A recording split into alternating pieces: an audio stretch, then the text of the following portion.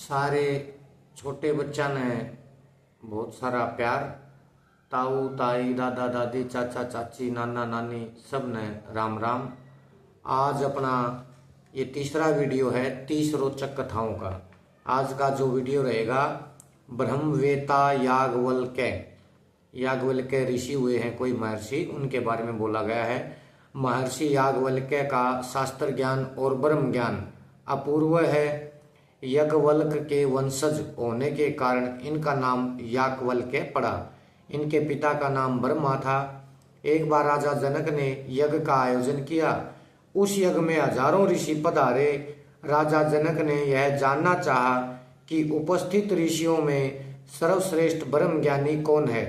इसके लिए राजा ने एक उपाय किया। उन्होंने 1000 गौओं का गौशाला में रोक लिया। उन्होंने 1000 गायों को गौशाला में रोक लिया। प्रत्येक गाय के सींगों में 10-10 पांच स्वर्ण बंधे हुए थे।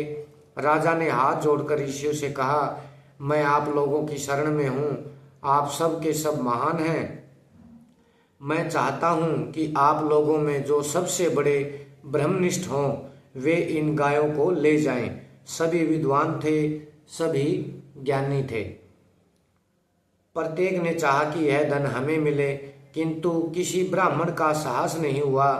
तब महर्षि याज्ञवल्क्य ने अपने ब्रह्मचारी को आदेश दिया कि इन गायों को हाँक ले चलो। यह सुनकर उपस्थित ब्राह्मणों में हलचल मच गई। सब कह रहे थे कि यह हम सब में से अपने को ब्रह्मनिष्ठ कैसे कह रहा है। विदेहराज जनक के होते आश्वल ने पूछा, याज्ञवल्क्य, क्या हम लोगों में तुम ही ब्रह्मनिष्ठ हो?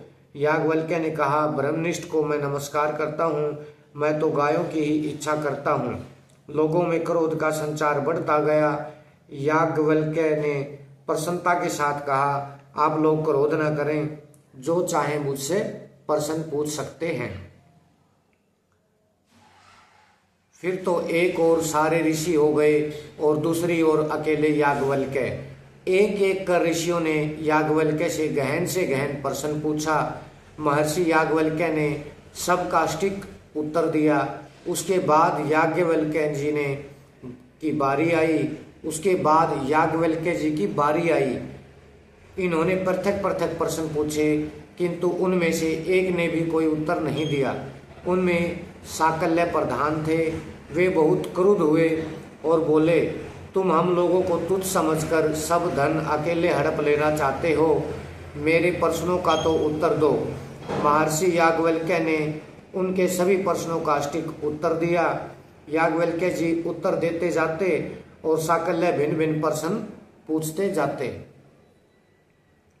तब याज्ञवल्क्य जी ने कहा, तुमने तो हजारों प्रश्न कर लिए, पर अब तुम मेरे एक प्रश्न का उत्तर दो। याज्ञवल्क्य जी के उस गहन प्रश्न का समाधान न हो सका, अतः साकल्य वहीं ढेर हो गए। तब सब लोग डर कर चुप हो गए। प्रश्नोत्तर समस्या के समाधान के लिए होना चाहिए, विवाद के लिए नहीं।